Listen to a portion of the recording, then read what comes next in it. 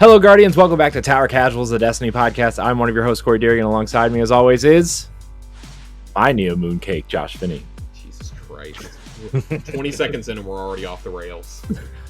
Hey, man. Look, they remembered. They remembered Nimbus exists. We all kind of did until the Guardians Assemble scene, but Bungie has in fact remembered that Nimbus exists. I might have to adjust one of our Tower Casuals awards. Oh no. But no, Corey, it has been a week. It's been a couple of weeks. Dude, man, I don't think I've slept.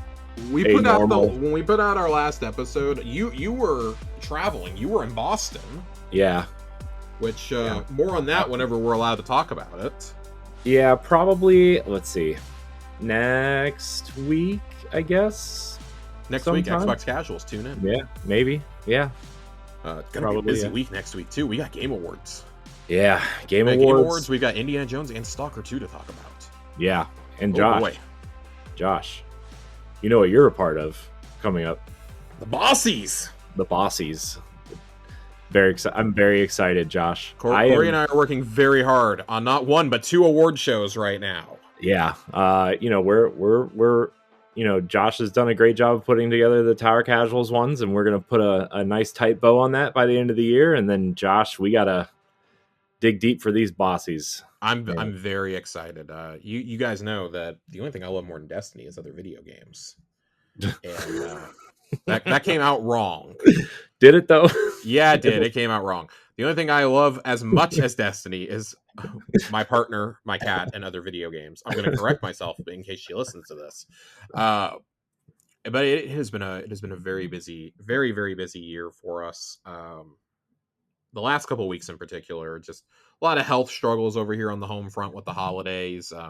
I had planned on last week trying to do a quick little solo, 30-minute review of Stalker 2, and my girlfriend got very, very, very ill to the point we almost took her to the emergency room. Oh, geez. She was very, very sick all week with a very bad stomach infection of some kind that she picked up. And then naturally, I got it. So I've been sick most of this week. Finally had my fever break this morning. I am hopped up on painkillers and fluids right now, but I'm hoping, fingers crossed, this is the last time I get sick for a while. Unfortunately, when your partner works in a hospital, you are prone to get sick more often than normal. Yeah, it happens. It does in fact happen. But you know what else makes you sick all the time, Josh? When you have two kids that are in school. 2 kids in school. That's right. Mm-hmm.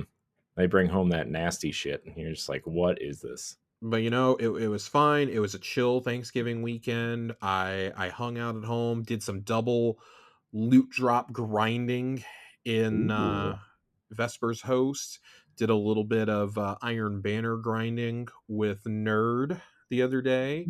Nerd? Still hunting that ever elusive Air Assault chill clip roll on the sidearm, but at least got chill clip reverberation, so I will take that if nothing else. I am very excited. Corey, I'm also excited because tonight 2 games I've been looking forward to for a long time came out. Marvel Rivals came out, and Indiana Jones released. I'm so excited, dude. I'm telling you right now. It has an 88 on Metacritic, Corey. I know. As soon as we get off, I'm playing Indiana Jones. Yeah, I'm staying up really late tonight when I probably shouldn't, and I'm going to play it. If I don't think it is, but if Tower Casuals is a little late in your feed, it's Indy's fault. So I'm very excited. Among the headlines I saw for Indiana Jones were the best Xbox game released in over a decade.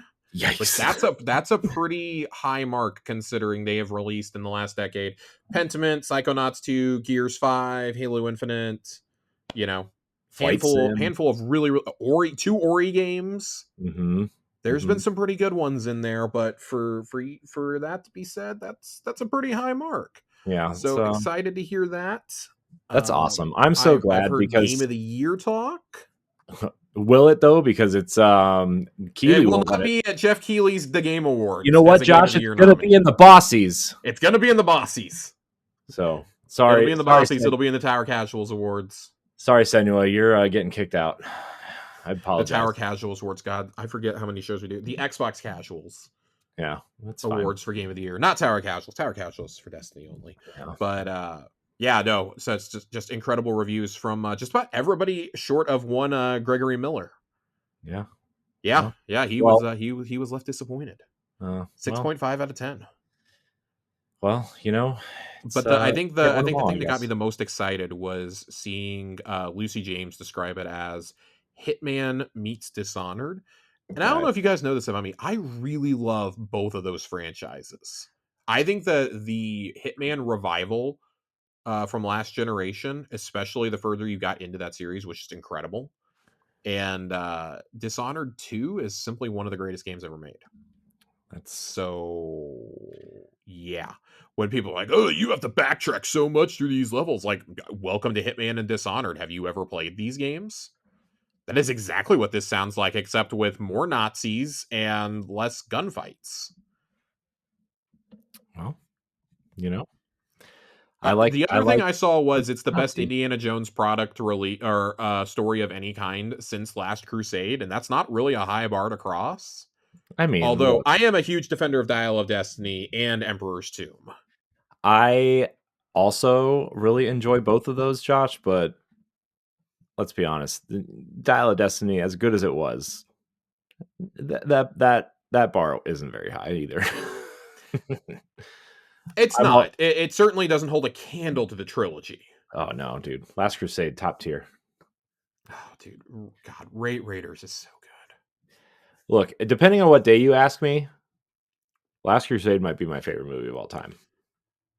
I won't go that far, but Raiders and Last Crusade, two of the most rewatchable movies of all time. Mhm. Here's the thing.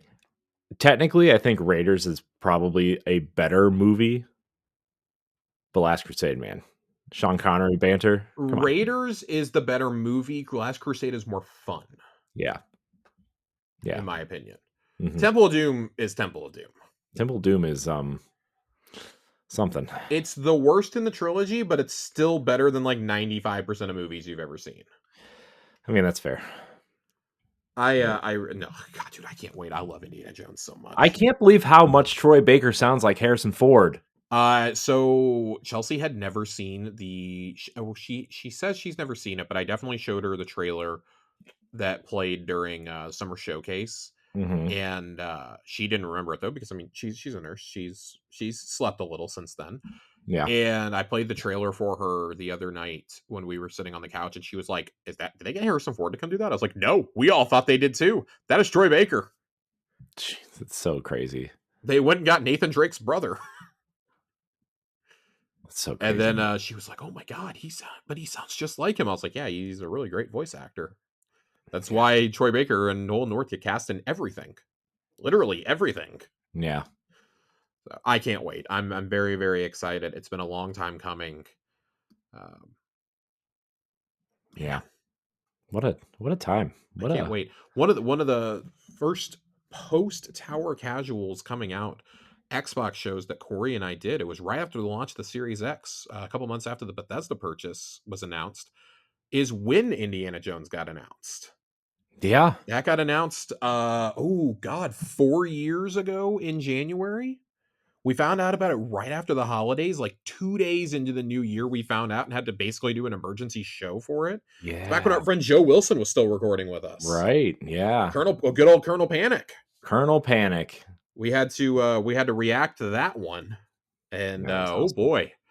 We had high hopes back then, and oh, man, it sounds like they have been exceeded. I saw another headline that says this is the start of a brand new, wonderful era for machine games, and I got so excited. I love machine games. I mean, They're was a this studio last that era bad with the no, Wolfenstein? but I think this means like No, I know what they you mean. proved Yeah. themselves with Wolfenstein remakes, and now you can handle your own games now. You can handle your own franchises essentially. I've said for a while I still love them to tackle Quake. Yeah. But I feel like if anybody tackles Quake, it's going to be id at this point. Yeah. I think id really wants to go back to Quake Yeah. after I Doom: The think they Dark will after Ages. whatever this Doom the Dark Ages, right? That's I their can't next wait. game. That's going to So be fun too. that's gonna be crazy. Dude, they Chainsaw chopped a Shield. skull up and shot out skull chunks to kill Dude, you fly demons. around on a dragon shooting things. It's great. And then you fly the dragon into a demon's mouth. Yeah, I can't wait. I Oh, really can't wait for this. I think it's what going to be a is lot of this fun. game? Arcane Blade. God, just everything seems to be firing on all cylinders except for Bethesda themselves. So, Yikes. but more thoughts to come on all those games on Xbox Casuals next week. Like I said, very packed show. But we have our own awards show that we're going to be doing here, Corey. I'm going to be releasing the ballot after this episode posts, either Yeah. really late tonight or first thing tomorrow morning. Yes. Kind of wanted to go through some of these because don't want to waste a whole lot of time next week talking about these. Just want to be able to give out the awards and think of some other ones I want to hand out on my own. But some of the standard questions we have on here, of course, we have to talk about what was the best season this year. And this kind of, it's hard to divide this, right? Because it's basically anything that came out from January until now is eligible. Mm-hmm. So that means the back part of Season of the Wish is eligible.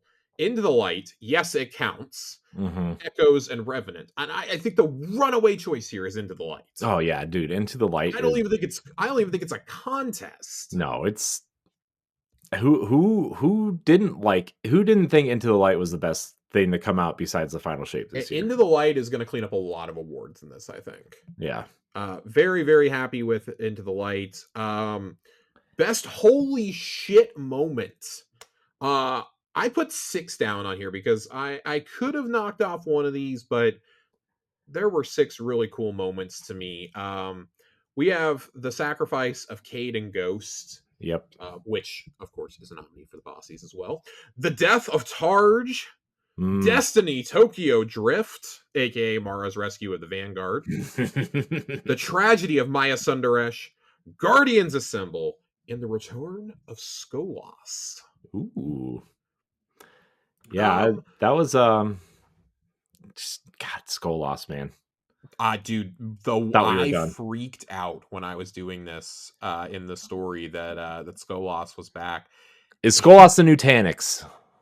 Skolas very well could be the new Taniks. I played through this twice, and was it once or twice? I might have played through this like 3 different times, but I believe the 2 times I remember off the top of my head, I did this with Nerd and I did it with A1 Johnny, and both of them were like, "Who's Skolas?" And I was like, "Oh my god, this breaks my heart. This breaks my heart." But he's also been MIA for 9 years. Yeah, I mean that's fair. I mean, what? Original Prison of Elders, right? Original Prison of Elders, and if you didn't do basically the Grandmaster version of it, you didn't face off against him outside of the story mission, which was super easy. Yeah. I mean, if you didn't do that, like the story mission is he's basically like no one. He's a pussy. Yeah. He's such a pushover. Pushover, not pussover. Pushover. Wow. Yeah, wow. I'm getting really You all right there, Josh? My pick for this, I haven't quite decided which one it's going to be. It's going to be a coin flip between the sacrifice of Cade and Ghost, and man, it's clearly meant to be that scene, but Guardians Assemble, man. Yeah, that was a good one, man. I would have said so. I want to offer a disclaimer here because the scene of Crow jumping through the portal and coming out the other side to encounter Cade would have made this if we didn't know Cade was coming back. Yeah. That is the only thing that prevents that from being on here, and I want to just make that really clear right off the bat. That would have been probably the runaway favorite here. Yeah, I wonder if they would have left that as a secret if they weren't in such big trouble with Lightfall.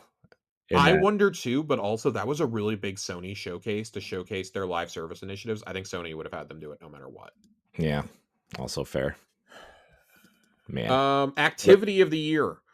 I've got Onslaught, I've got Pantheon, I've got Preach Executable, I've got Dual Destiny, and I've got Challenge of the Elders. Man, this is really hard for me because I actually think 3 of these are phenomenal activities. Obviously, if you're doing the math, it's Onslaught, Pantheon, and Dual Destiny. For me, I'm going to go Pantheon.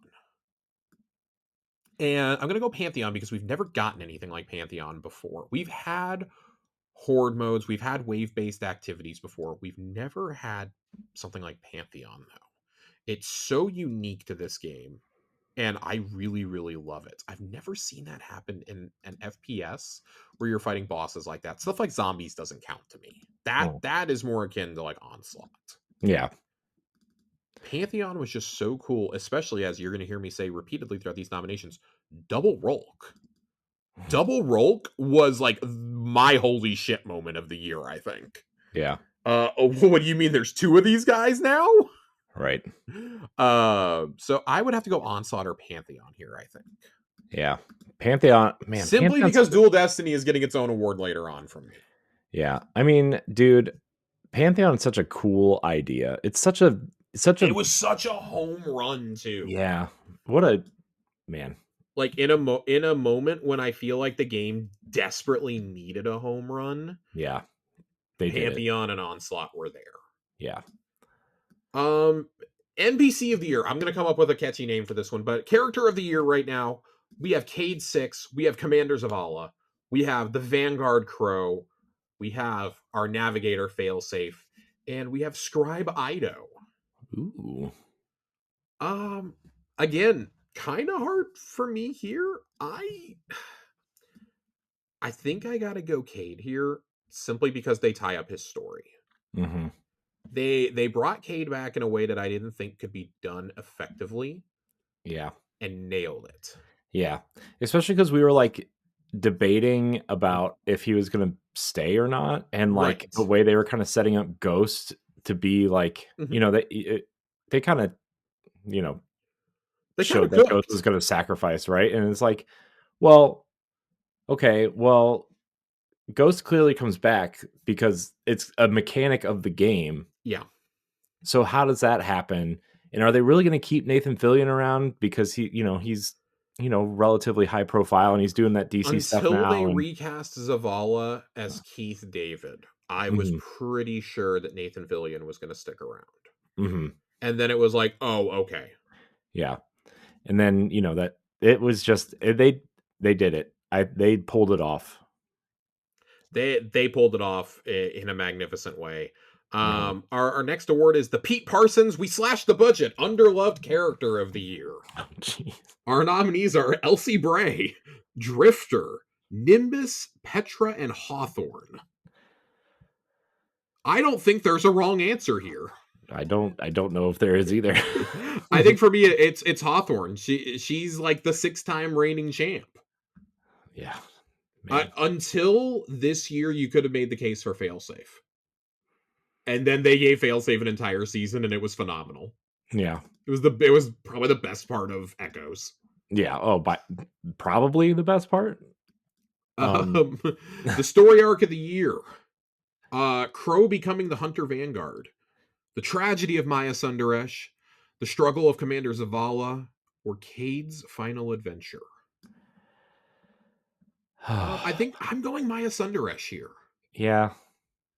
I have a hard time giving it to something like listen, I really, really love that we got to see Crow become the Vanguard after years of fan theories that it would truly fulfill the Vanguard dare, and it was so cool to see that and to be a part of that, not just hear about it. Mm-hmm. But and like Zavala's struggle, that was just kind of like tying the bow on that storyline for him that we've been following since Haunted. Mm-hmm. Maya's story though, it's one of those like you got to really listen to the audio logs, and shout out Ronnie for continually bringing this up whenever I say that I thought Echoes was really weak. Echoes was not weak on the lore front. Echoes was weak everywhere else, but not on the lore front. Yeah. On the lore front, it's fantastic. It's Yeah, the lore is awesome. That exotic mission is heart-wrenching if you're listening to all the dialogue in the lab. Mm-hmm. And the Yeah. story of Maya and Shioma Essie. And it is, oh my god, it is a horror story. Yeah. It's a heartbreaking horror story. And so, I mean, for me, that's got to be the arc of the year. And it's left unresolved. Mm-hmm. Maya flees. So we got to deal with that at some point. Mm-hmm. Sure, that won't come back to bite us. Mm-hmm. Best fight of the year. The Witness, Salvation's Edge. The Witness, Excision. The Corrupted Puppeteer from Vesper's Host. Rolk in Pantheon, and Those Fucks in Dual Destiny. Those fucks. Those Fucks. For me, it comes down to it's double Rolks or it's corrupted puppeteer. I think they're both really good boss fights because of the mechanics. Rolk, it's not even it's anything different, but having two Rolks, if you were not doing that cheese, Mm-hmm. was so challenging. It was a lot of fun, but it was so frustrating on week 4 Mm-hmm. trying to do that if you weren't cheesing it that I Mm-hmm. almost just have to give it to them for doing something audacious that we didn't expect. Mm-hmm. I don't think anybody expected two bosses to run at us. And one of them doesn't even run at you, it's just walking around menacingly, but it takes away avenues of escape from regular Rolk. And you have to keep an eye on it during DPS too. Yeah. So I thought that added in a really cool level of it. Corrupted Puppeteer, as much as I may have complained about this boss fight in the Vespers host review, it is like the setup to get to DPS and then actually doing DPS is so unique because you have to keep moving. Mm-hmm. Standing in a well doesn't necessarily protect you Mm-hmm. on this encounter, which I really love. Um, Man, I really like the Dual Destiny final encounter though, because it encompasses everything you do throughout that exotic mission. Mm-hmm. That's a cool one. It's not necessarily great on combat, but the fact that you can choose to fight each other at the end is great. PvP in PvE, yes, please. I did enjoy that aspect of it, which leads us to exotic mission of the year: Dual Destiny, Encore, and Wildcard. And it's Dual Destiny. Mm-hmm. Like Dual Destiny is not just the exotic mission of the year; it's the best exotic mission they've ever done, Yeah. in my personal opinion. It's one of the only ones they've done post 0 Hour that I feel stands up there with 0 Hour and Whisper. Yeah. It's pretty good. It's so good. It's so good. Yeah. Maybe one of these days I'll do a definitive rankings of the exotic missions. Best loot grind loop of the year. We've got Pantheon. We've got original Onslaught. I differentiated here because I do not like the loot this season in Onslaught. OG Onslaught, Breach Executable, the first encounter of Vesper's host, and that one glorious 10-day stretch of the Garden of Salvation third encounter. I had to get really specific because some of these were really good loops for a very short amount of time. But I was asked why would you do best loot grind loop as opposed to one that I have later down is best loot pool, because I think that they're different. I think that you can have a good loop in something without necessarily having the best loot. Like you get reward, you can fly through that first encounter in Vespers in like 4 minutes, Mm-hmm. in like 4 or 5 minutes, especially when it was double drops, and then you're getting boom, you're getting that is a repeatable encounter. The Mm-hmm. Garden of Salvation one, that was a cheese to get 2 free chests guaranteed. It was great. OG Onslaught, if you're doing that on Legend difficulty or Master difficulty or whatever it was, again, you're getting double chests the whole way down. That entire loot pool was goated. Absolutely goated the whole way down. And then, of course, Pantheon, you're getting a chest after every single round. So that can have adepts in it. It can have red borders. Like, I think for me, it's got to be Pantheon.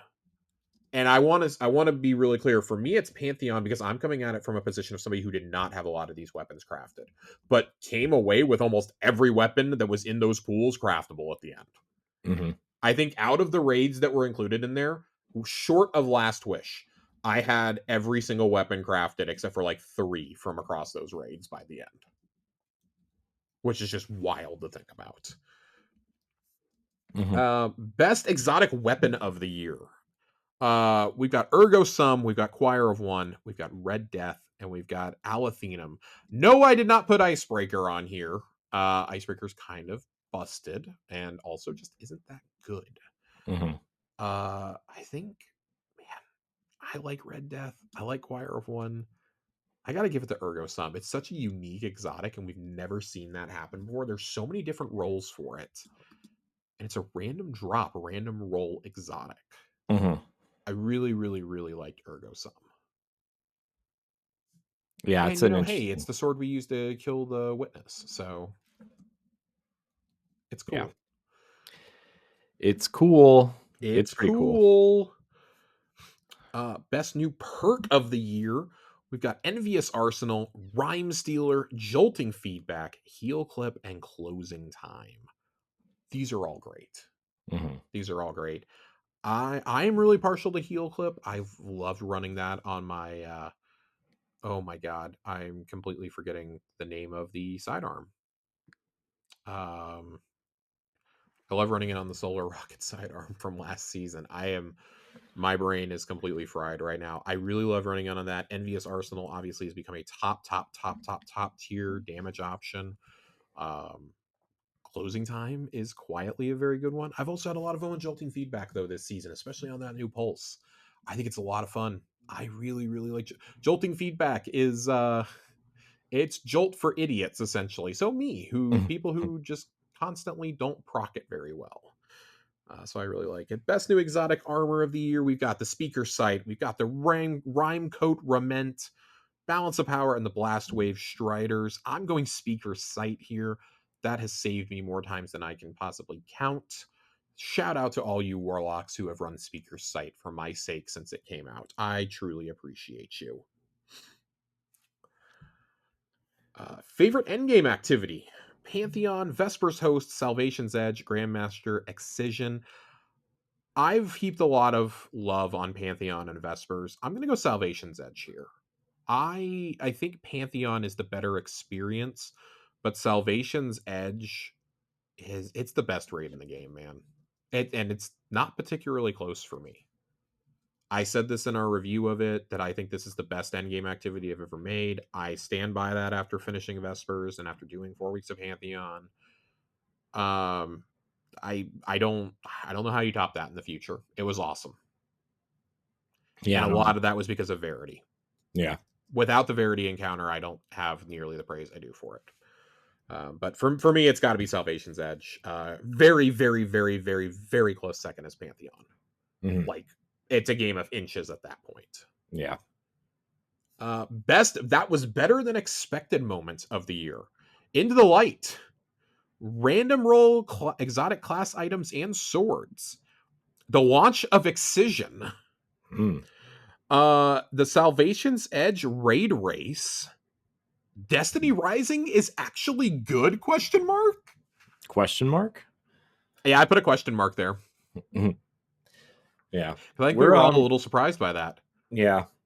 My one friend is playing it, or was playing it, and she really liked it, and we were going to have her plans on. to get her on here, hopefully. Yeah, that was my fault. She was actually supposed to be on tonight, but I told her the 6th, which is tomorrow. And so yeah, she planned for the 6th and not the 5th, and that was my fault. That was on me, everybody. So we will get her on at some point. Corey literally had one job. I know. I had one job and I failed miserably. It's not like he's busy doing other things. Not busy at all, Josh. What would be your better than expected moment, Corey? Out of these 5. Oh, man. I mean, I don't know. I don't know, Josh. What I got distracted by Destiny Rising. That's surprising. I actually enjoyed Destiny Rising a little bit. A little bit I played, I actually enjoyed it quite a bit.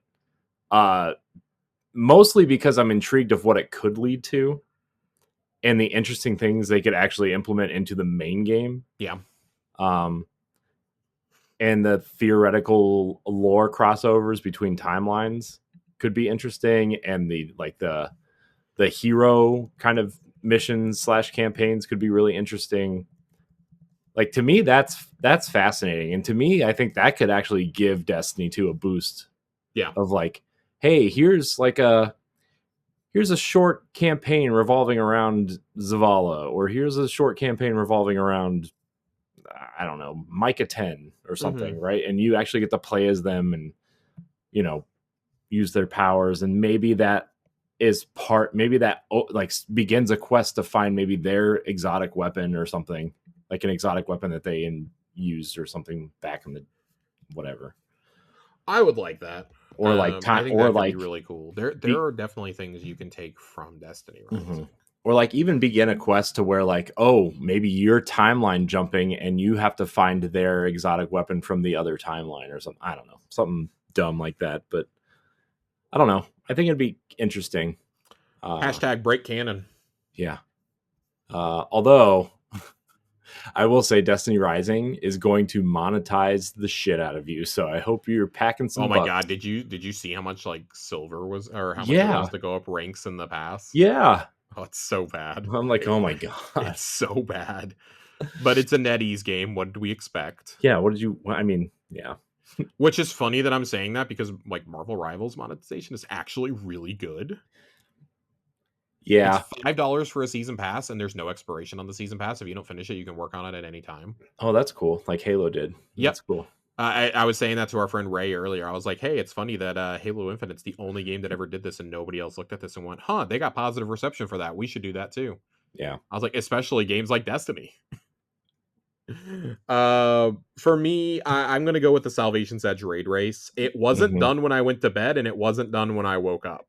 That is a win in my book. Yeah, that was a pretty big surprise too. That was awesome. I did wake up in enough time though, because I woke up extremely early that day. I woke up in enough time to do Excision the minute it went live. Yeah, a 12-person activity working as intended right away though. Pretty close second for me. Yeah, that was pretty good, man. Pretty close second. That whole thing is really cool, man. Like the fact that you load into that mission and it just works right after the Avengers moment, like, and then it goes into the sacrifice moment. And that whole sequence of events is just, it's wonderful. It's wonderful. That's all I have to say. It's wonderful. It's wonderful. Favorite title of the year? We've got Godslayer, That's Unleashed, the best one. Iconoclast, Slayer Baron, or Legend. No, dude, it's Godslayer. Come on. It's Godslayer. Come on. It's Godslayer. The only other one that might be close is Baron, but no. The Godslayer is the best. Godslayer is Godslayer's number one. Can't beat it. What'd you say? You cut out there for a second. Yeah, I know. I saw him. I saw Zencaster kind of pop me out and pop me back in. I said that the only one that comes close is Slayer Baron, but I was saying Legend. Oh, well, yeah. I mean, you became Legend. I know, but I mean that's a legacy thing, though. The argument Legend should have been the title for the Pale Heart.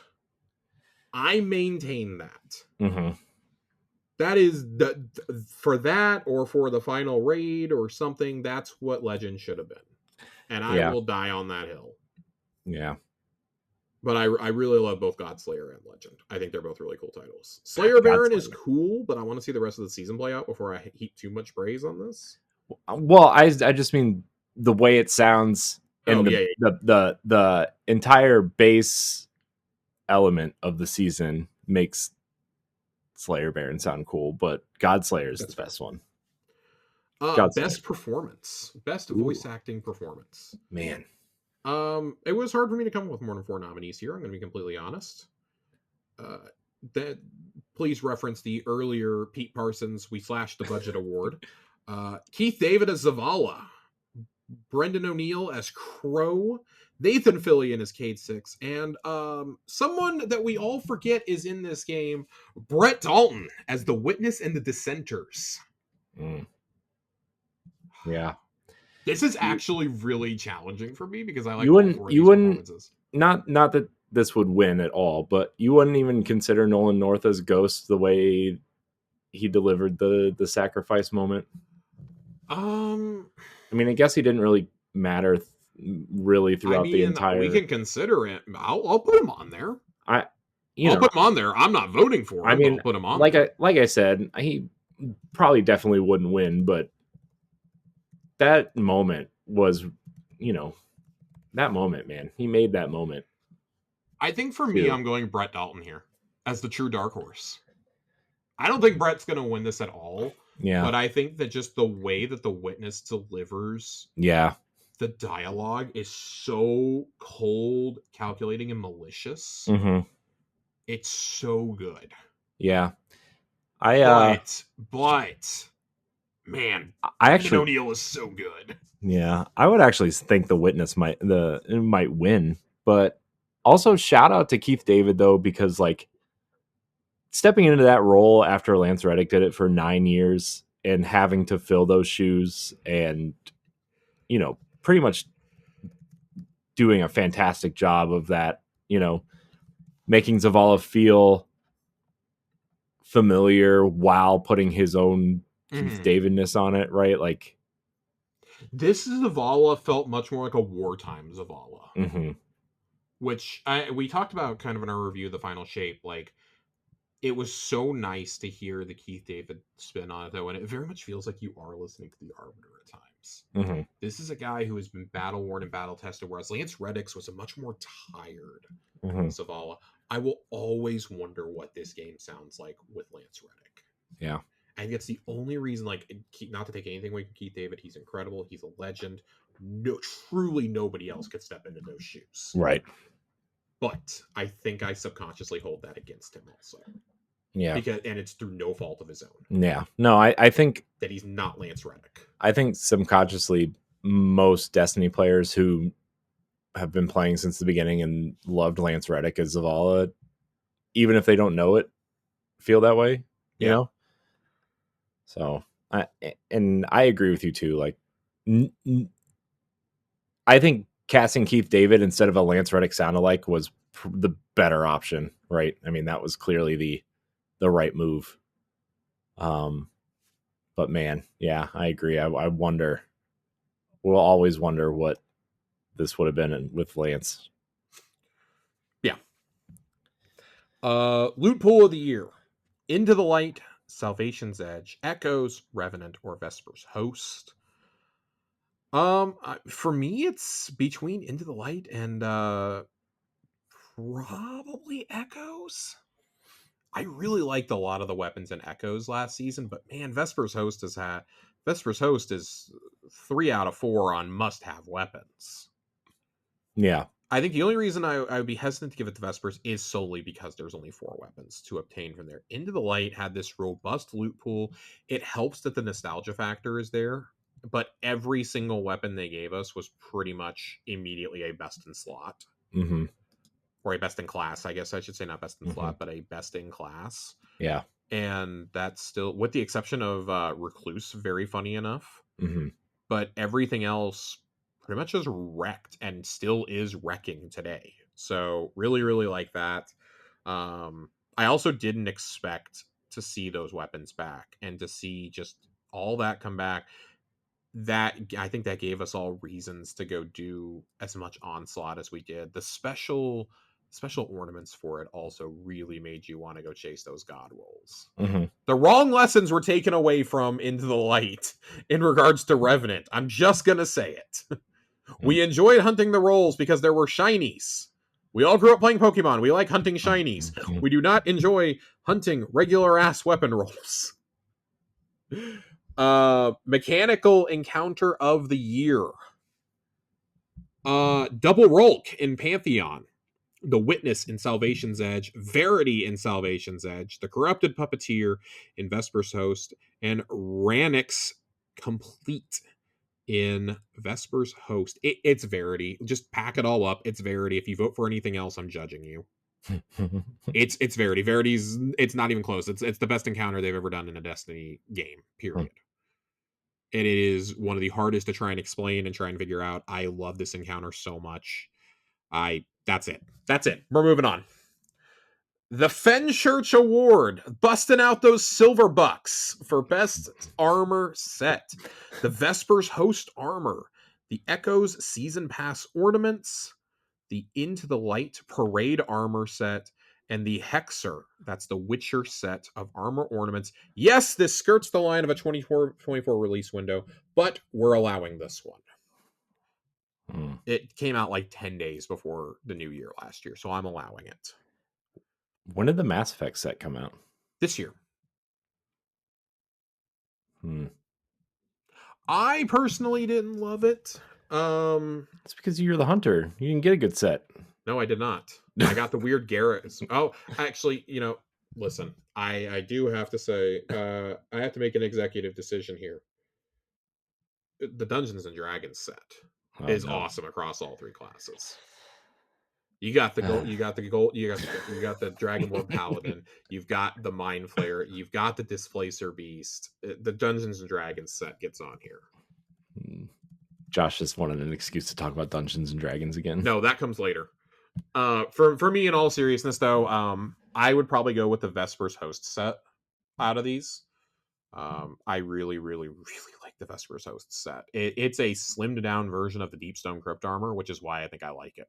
You don't look like Megatron out of the Transformers 2007 Michael Bay movie. You look like an actual like astronaut. Mm-hmm. So, because I mean, let's be honest, those legs that you get are ridiculous on every class out of Deepstone Crypt. As much as I like that armor set, it's ridiculous. Yeah, it's something. The Lord Shax, I found this in the back of my closet, but I'm still keeping your Raise Lighter award for Best Reprised Legendary Weapon of the Year. We've got Mountaintop, which I now realize I misspelled egregiously on this form. How? How do you misspell mountaintop? I left out an I and an N. Jeez. I wrote Mountatop. Oh my god. Listen, in my defense, I wrote a lot of this when I was running like a 102 degree fever. So we've got Bygones, we've got Edge Transit, we've got Hammerhead, and we've got Chroma Rush on this list.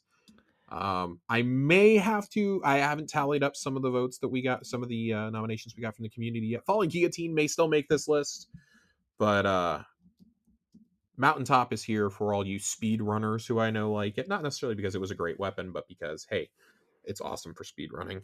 Edge Transit just became a trusty heavy for everybody. Bygones is fucking awesome.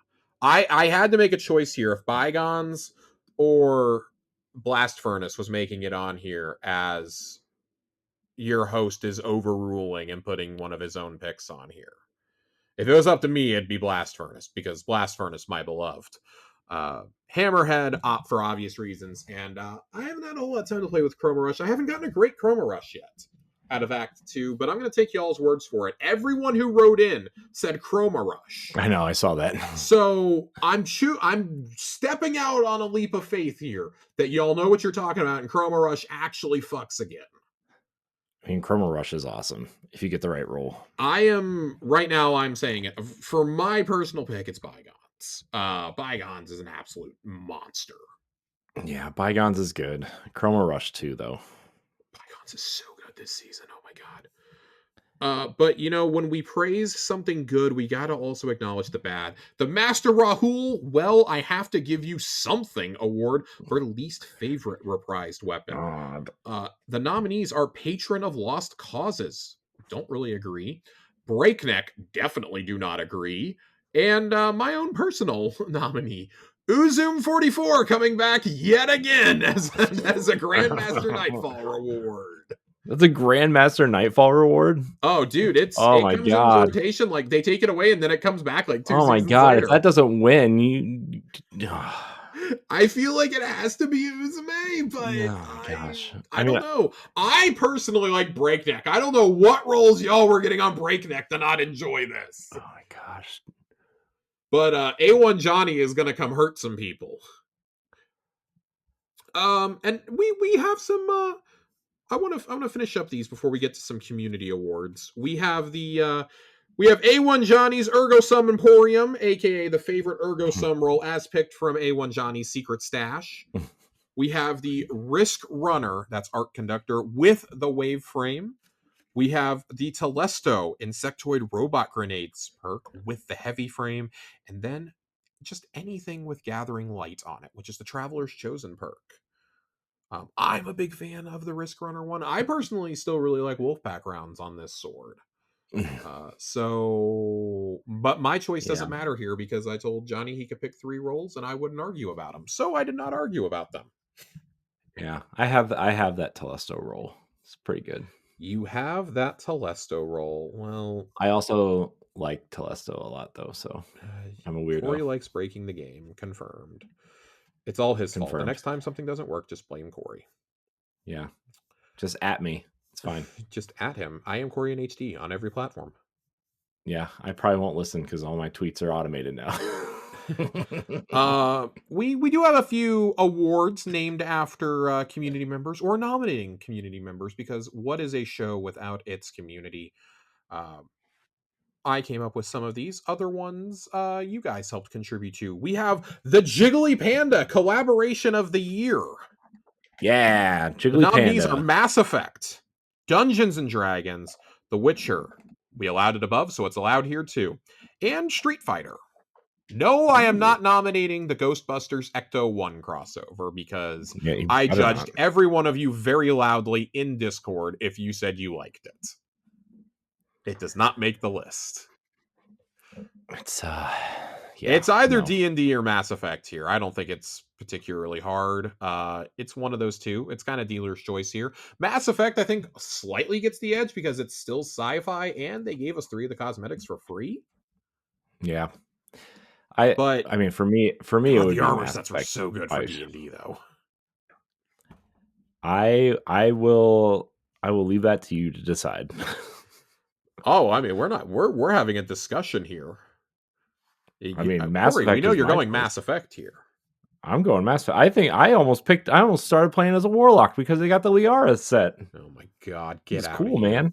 Get out of here. Almost. I Is this cannot close? stand you. The Nerd Generalist, for the love of the traveler, stop fucking strafing in the well. Award for Clumsy Guardians. Jeez. I let you guys nominate who you wanted in here, and as a show of good faith, I put myself in here too, so that nobody felt like they were being targeted in specific.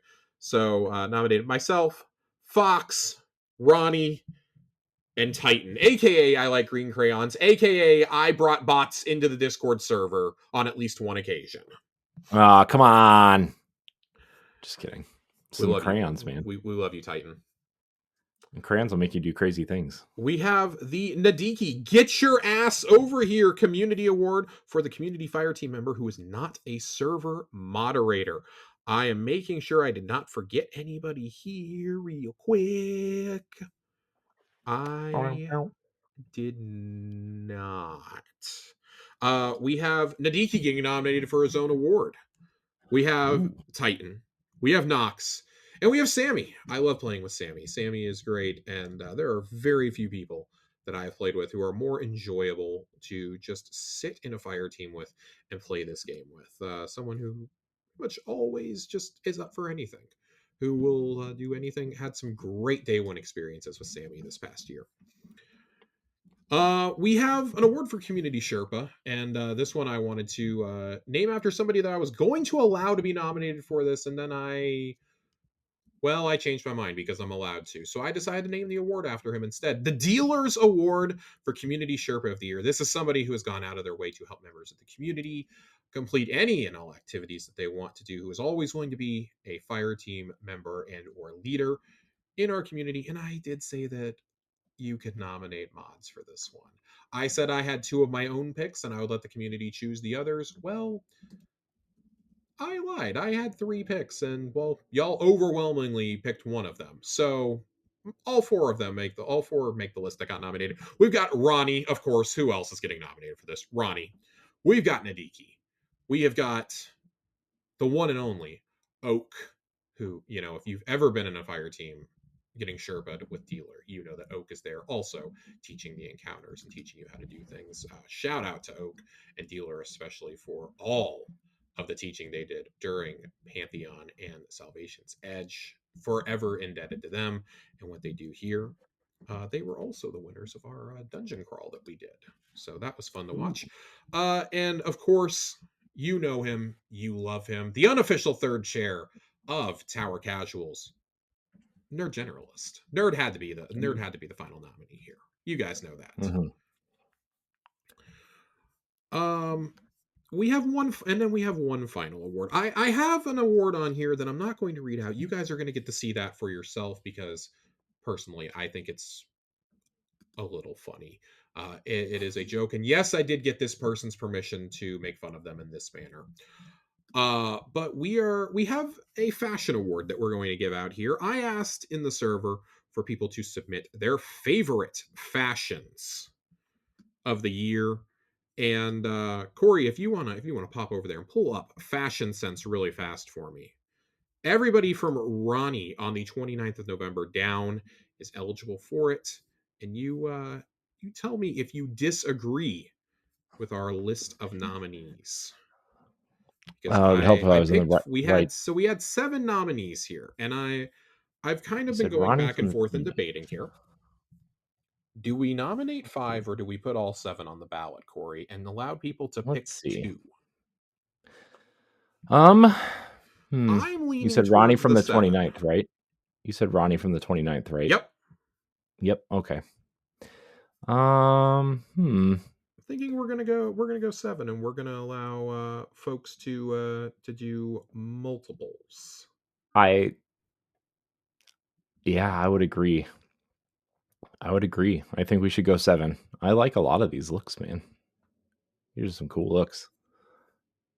I like Sammy Gobo's Warlock. That's pretty cool. Yeah, let's go all We're 7, putting Josh. everybody on. All right, all 7 who submitted get to go on. I like it. I don't know. Maybe we should kick Ronnie off. I don't think we can do that. I'm just kidding, Ronnie. Just kidding. So, the nominees for the Derek Zoolander Fashionista Award for Most Fashionable Guardian. We have Knox, we have Sammy Gobo, we have Ronnie, we have Shade Slayer, we have Nadiki, we have Titan, and we have Fox. And I will figure out a way to make sure the Google form allows us to have multiple choices for this. Go vote. That is going to do it for our award categories for this year. Of course, the voting will go live as soon as this is posted. Maybe we'll be able to put it in the link in the Show notes. in the episode description Yeah. for all of you who listen or who watch us on YouTube. We will post it there because we will not have another episode until we reveal the winners. You have 2 weeks. You have 2 weeks to get your votes in. I'm going to set it up to close about 2 hours before we record our episode on the 19th. Sounds right. Am I doing my math correctly there? Right. Yep. That's right. Okay. I have a calendar in front of me because I suck. That'll be our final show of the year, so we will reveal our winners there and celebrate the dawning when we do. So the dawning. Is it going to be the yawning again this year? Oh boy, I don't know. Seriously. Sorry, that was negative. I haven't played it yet. I mean, we got new cookies. To be fair, we got new cookies. I can't judge it based off not baking the new cookie, Josh. There is a new cookie, and we'll get to that in just a minute. It's no Disney World Wookiee cookie. Oh my god. I can't stand you. Of course, we do have a Schwab this week. We had one last week too, but no, we did not have one last week. We were on Thanksgiving last week. Oh my god, I'm an absolute mess. Was that last week? God, I feel like that was a year ago. Last week. This week's Schwab is kind of short, sweet, and to the point. I hate to break it to you guys, but we've got the dawning landing on Tuesday. On December 10th, God, they really put these events close together. We just got the Halloween event out last Tuesday, and now we've got this coming in. Yep. Yeah. Got to keep people engaged, Josh. Got to keep them. Got to keep people engaged. Of course, there's an event card. I don't know how I feel about this, but yeah, there's some choice rewards there. I will say, I do kind of like what they're doing here. As a new addition to the Dawning, this year we've had 3 new and exclusive emblems inside of gift in return packages. They are cool, but also rare. Don't worry, Eva loves us so much and the festive spirit is so strong, she's found a solution. A community event that increases everyone's chances of getting them. It's the Dawning Bake Off, which we talked about after, or at least I talked about after we had the Revenant reveal. I was really hoping for more. I'm going to be completely honest. During the Dawning, baking a certain set of cookies starting on a given week will give you progress towards the community-wide goal, a significant drop rate increase for all 3 emblems. Here's the list of cookies to make for each given week. For week 1, starting December 10th, Gallerdoodles, Bright Dusted Snowballs, Stalwart Thins, and the new cookie, Nia Mooncake for Nimbus. The second week of the Dawning, Traveler Donut holds classic butter cookies and dark chocolate moats. Can't wait to see if that's the week that everyone's going to participate in, because they're all in the tower. And then the final week, starting the week of December 24th. Notice how we're getting the Christmas event out of the way before New Year's. Mhm. Vanilla Blades for Shacks, Lavender Ribbon Cookies, and Etheric Cold Snaps. If we all bake enough of them, we will sooner than later reach the threshold, significantly increasing our drop rate chances and earn the emblems. All 3 drop on every week of the event, so don't worry if you were out during one of them. And there is a look at these. I find it very funny that they do not have us cooking or baking cookies for Crow at all for any of these weeks. Just absolutely no respect. Absolutely zero respect. But there are 3 emblems: the Confectionery Commander, the Epicurean Extraordinaire, and the Handcrafter Hunter. And these are all Vanguard emblems that are Dawning themed and have the faces of their respective person on it. The Zavala one is kind of creepy if you look at how Zavala's face is cut in on it. Yeah, He sees you when you're sleeping and he knows when you're awake. Jeez. I do not You've like been that. That creeps naughty. me out. These are You've all a been little naughty, creepy. I'm not Guardian. gonna lie. Oh Oh, boy. man. Oh boy. To celebrate the season, we have a new adaptive void linear fusion rifle called Mistrial Lift as part of the Dawning Weapons offering. And guess what, everybody? It can drop with Envious Arsenal Bait and Switch. We have a new DPS meta. I'm so excited. Yay! I'm so excited for this. So very excited. The rest of the Dawning weapons are getting renewed perk pools as well, including Avalanche with Rewind Rounds, Zephyr with Rhyme Stealer Cold Steel. That is, of course, the sword that we got a couple of years ago. And Glacio Chasm will have Lone Wolf and Closing Time. Very, very excited. I think the Dawning weapons might be the best of any event that you can go grind out. I really like all of these weapons. I'm excited. I'm very excited for Yeah. this linear. I'm excited to go get a new Glacio Chasm. Yeah, I agree with you. But you know what else I'm excited about, Corey? What are you excited about, Josh? This Dawning armor, the Astral Stasis Drake sets. Putting one Yeah, it on will looks see you transformed into a awesome. mythical dragon that does not resemble an Ahamkara, but the more noble creature from the human fantasy books Eido is obsessed with. Maybe they'll come in handy when delivering cookies. They have wings after all. I gotta be I think they honest. look cool. We were talking about these earlier. I think from right to left, the Warlock set, incredible. Absolutely incredible. I Yep. love it. It's the best one. The Titan set For sure. is fine. What happened with the Hunters? Those are some tiny wings. Those are some tiny wings. We got a weird little tail. What happened here? I'm a little insulted. What's with this roller coaster lap bar thing going on their chest plate? Dude, I don't know. Looks like I'm ready to take off on the new Muppets coaster announced for Disney's Hollywood Studios. Oh man. God, man. I was just like, well, I'm saving money. I'm saving Bright Dust. That, in all seriousness, though, the Warlock set does look genuinely awesome. I Yeah, the really, Warlock really set's like definitely that the best set. one. Those gauntlets, man. I know Yeah. the wings and the helmet are the highlight, but I really like that the chest piece, the boots, the arms. I think this set just looks so cool for them. Yeah. I actually wondered if we should allow this to be nominated for the awards for best armor set.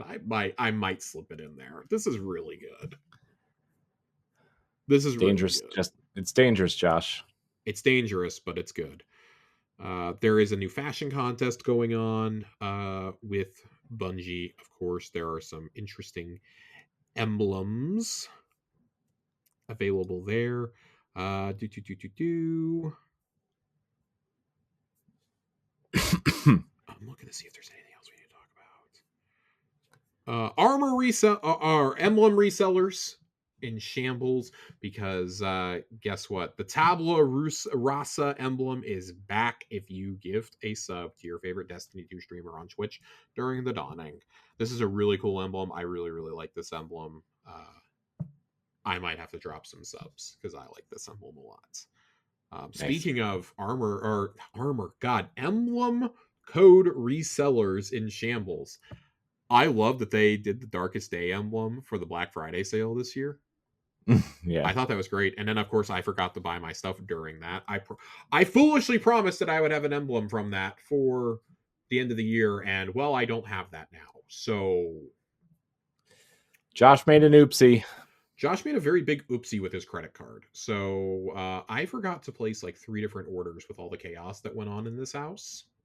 Mm. And I realized it on December 2nd at like 1 p.m. Josh, what are you doing? Trying not to die, as a matter of fact. I mean, that's fair. We have another community armor survey. Some of these sound really cool. These sound better than last week's. I'm not gonna lie. We had one of these a couple weeks ago.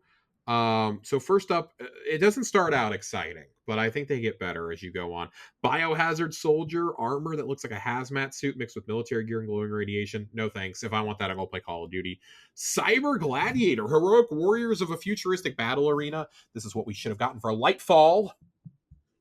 Cybernetic augmentation, characters with robotic limbs or other cybernetic enhancements. I like that. I like the idea of, especially since I play an EXO, being more robotic.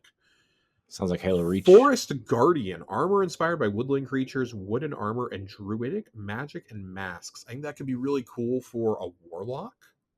Mm-hmm. But I don't know how that's going to work for, well, I mean, hunters maybe. I would say like a hunter, really maybe.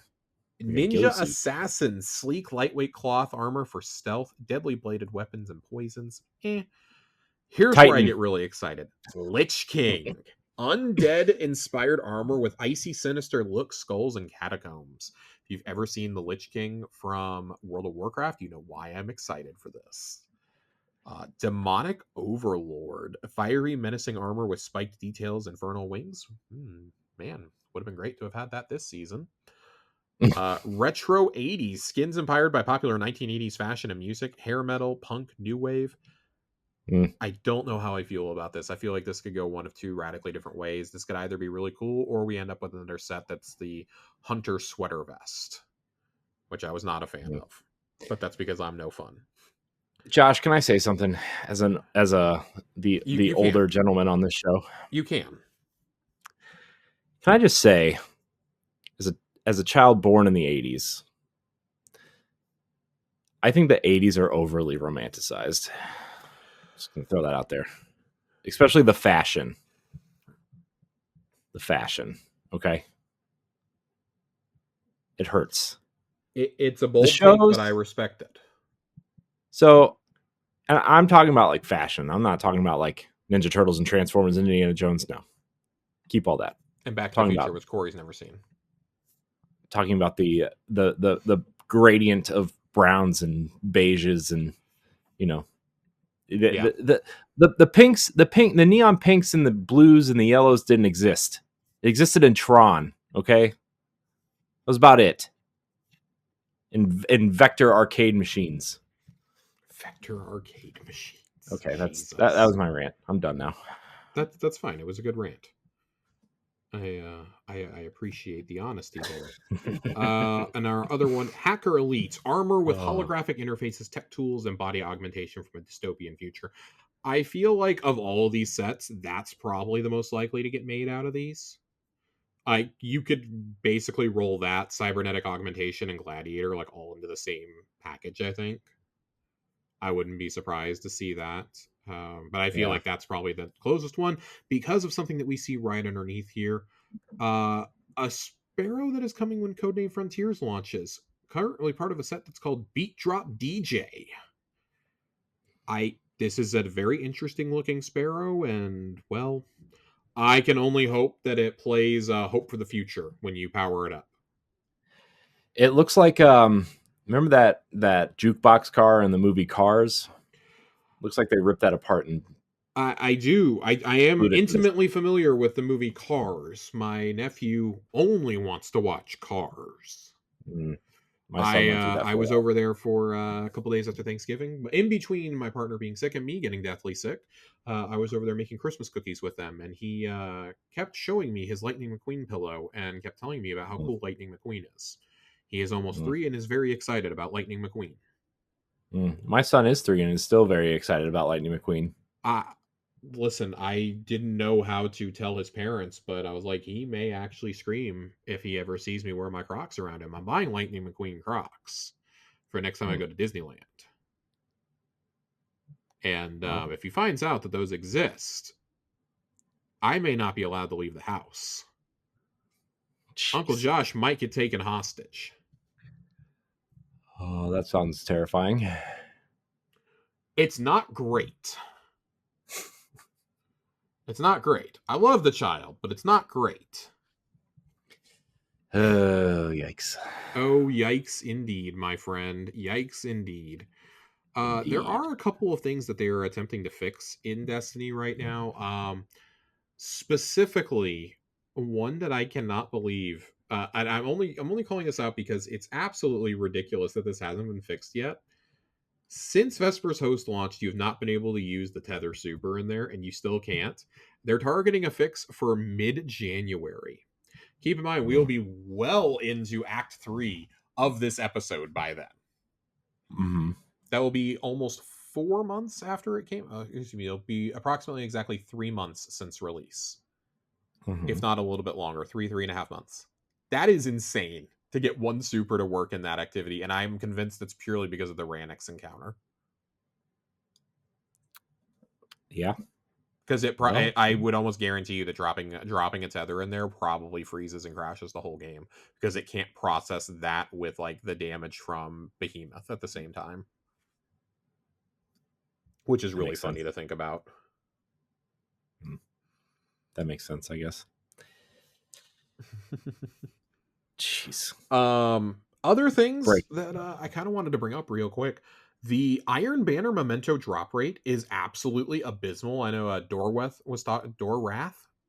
I think is how you pronounce it, was talking about this in the Discord last week, but it's really bad. I saw somebody on Twitter saying that they've done 4 resets and they've opened like 75 Ingrams and they still haven't seen a single memento.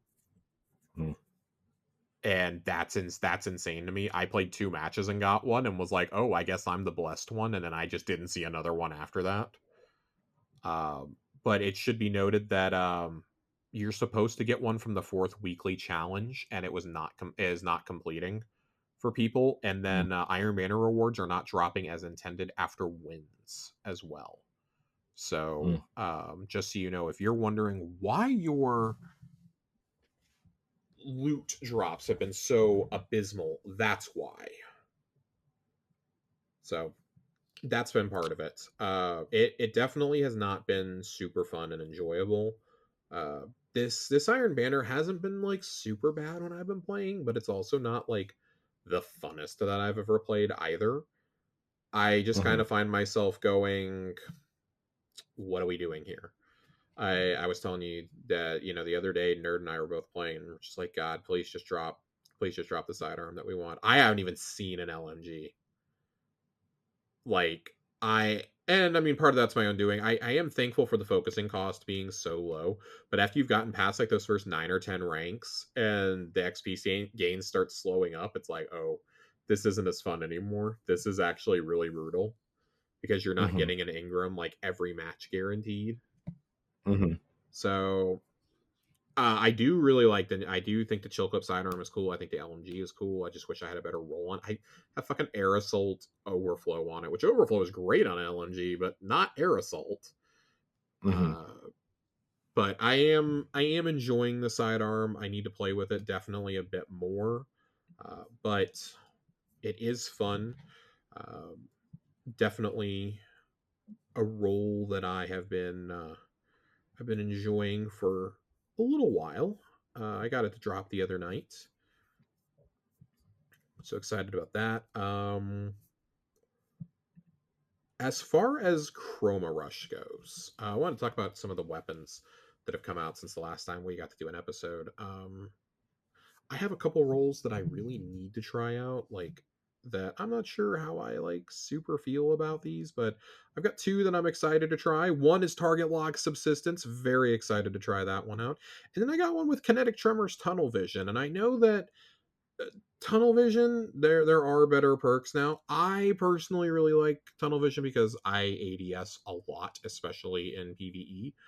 Kinetic Tremors. Very excited for Kinetic Tremors on a 720 RPM AR. I think that could either be absolutely incredible or it's going to be total dog shit. There's no in between. It's pretty good on a pulse.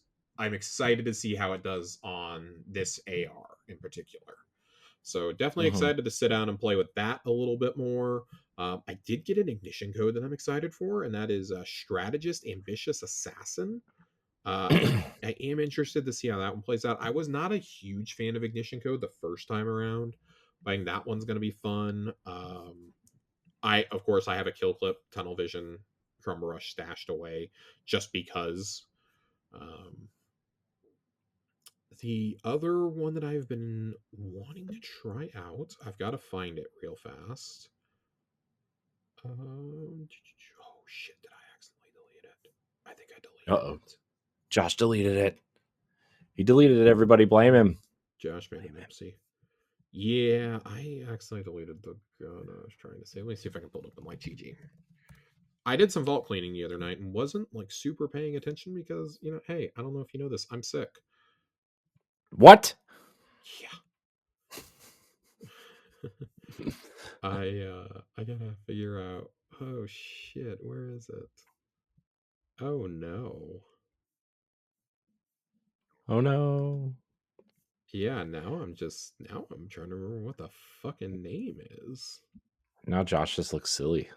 Yeah, now I just look like an idiot. It's okay, Josh. I think everybody forgives you. I will say I have not gotten to a grid skipper yet. I have not Ooh. gotten a grid skipper to drop. I'm actually very upset about this. I need a grid skipper in my life. I loved it the first time around. Going to be very excited to get one of those.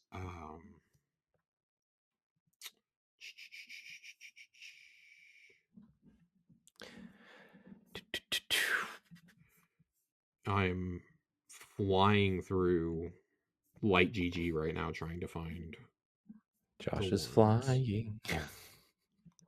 Yeah, now I really look stupid. I was just imagining you flying, Josh. I'm not gonna lie to you. It's pretty. I like to imagine me flying too. Oh, it's Oh, okay, Josh. that's funny. So, uh, I'm really glad that I went looking at this. I can't use the lower corner we were going to use tonight. Oh no. I forgot that weapon's not in the game yet. But no, the one I was trying to remember is I had the SMG and was trying to get a specific role on it. I actually really like a lot of the perks you can get on this. In column 1, you can get heating up, you can get pugilist, you can get attrition orbs, you can get unrelenting, thresh, to the pain, and loose change. And that second column, you can get jolting feedback, you can get target lock, frenzy, redirection, vorpal, desperate measures, and rampage. I'm very excited to try this with jolting feedback and pretty much anything else in column 1. Mm. Attrition orbs and what you call it, uh, loose change. I feel like are going to be pretty good ones. Um, on this gun, I'm very interested to see how this one plays. Um, so that's one that I definitely want to call out. And then the shoddy is another one. I'm not like super pumped about this shotgun. I just need to. I think I need to play with it to figure out what I like more.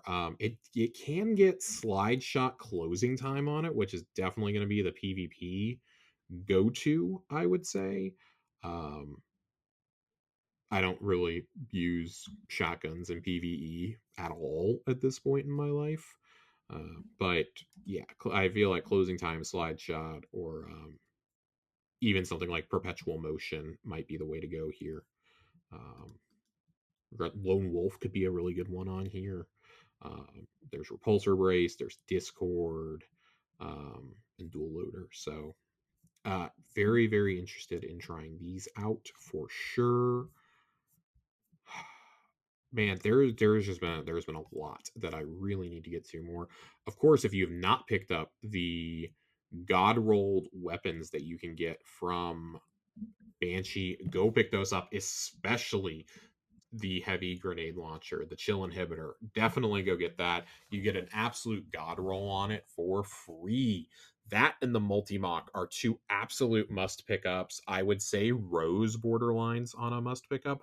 I don't know hand cannons all that well. I'm not a huge hand cannon user. I have it on good authority. It's a pretty good roll. So definitely pick those up. And I mean, hey, just grab them, throw them in your vault, lock them down for whenever you need them. I would definitely be doing that.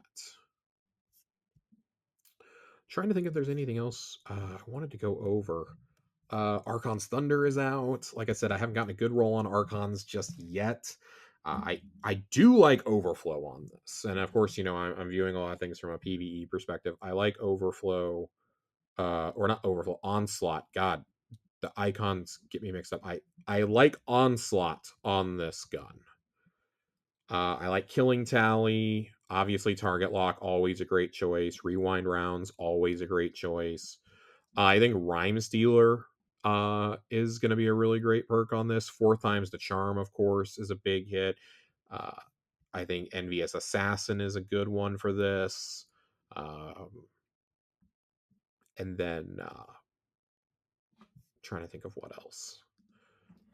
I don't know. I don't know what else I would go with, but I think that if you got something like Rhyme Stealer or 4 times with Killing Tally or Onslaught, that's probably a good all around gun for you at that point. Target Lock, you can never go wrong with Target Lock, as far as I'm concerned, especially if you're thinking about like PVE style encounters and damage. I think those are always going to be good ones to go for. Um, trying to make sure there is nothing else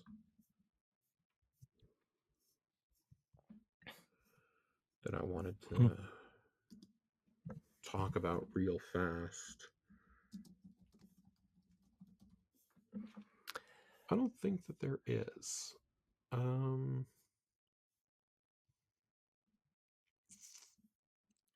Now, I'm going to say there's nothing else. I don't think there's any other weapons I really wanted to get to Hmm.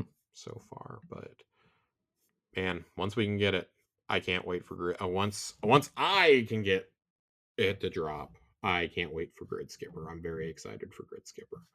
I've always really liked that weapon, and I think that being able to go get repulsor destabilizing on it, or get something like Zen Moment or Perpetual Motion is just great for it. I'm very excited for that, especially with the Splicer Surge perk.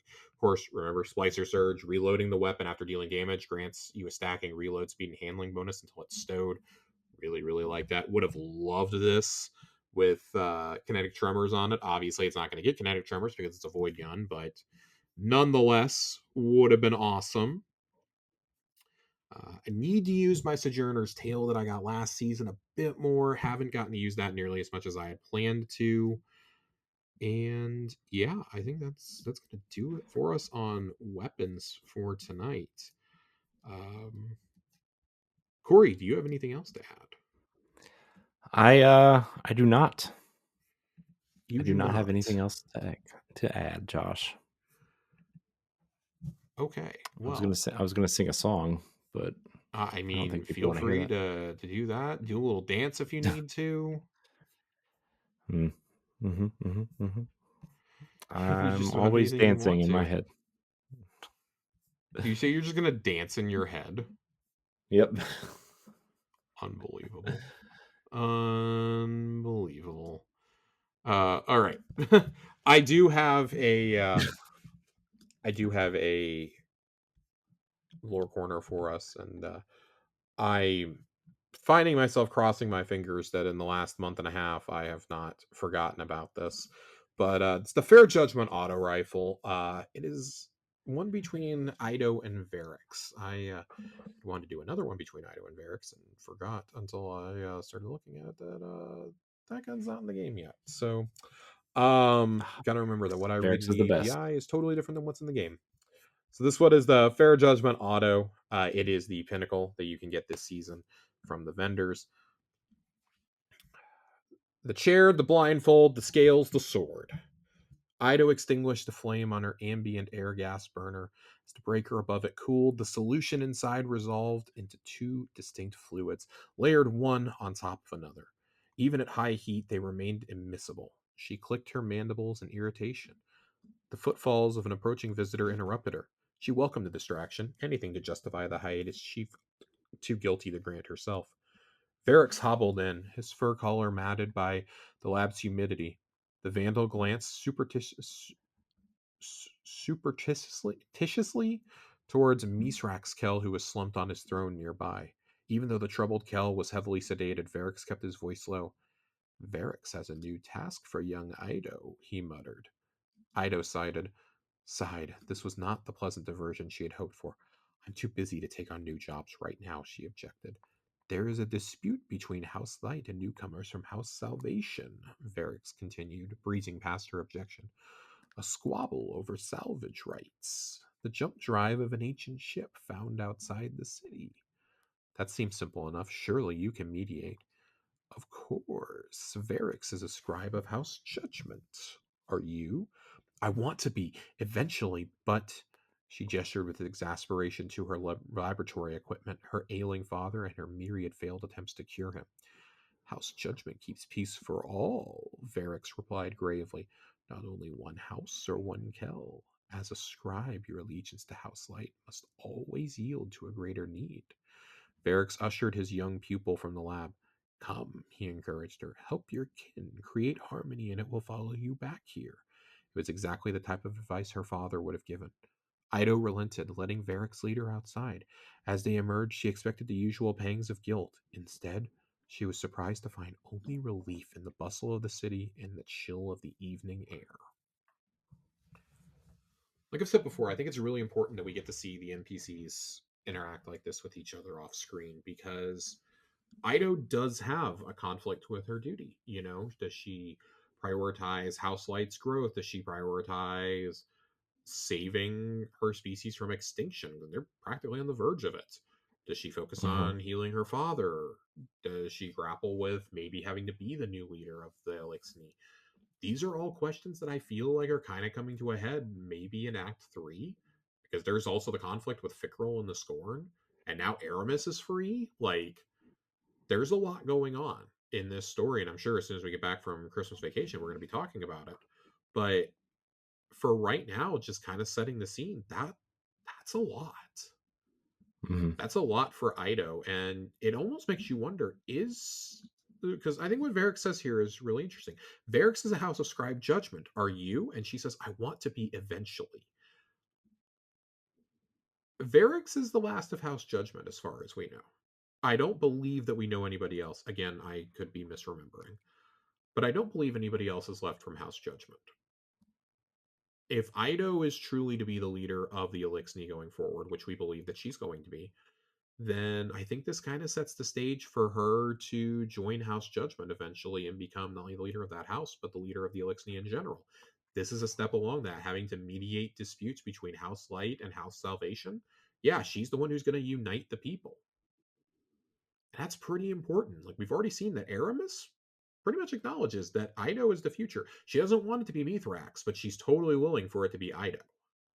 Mm-hmm. So I find that interesting in the scheme of all this. And Variks always has another angle he's playing. So what is the angle he's playing here? Does he want the hold up healing Mithrax? What does he actually want here? What's his Variks, angle? What's his deal? what is his deal? We don't actually know. You never know with Variks. That's the thing.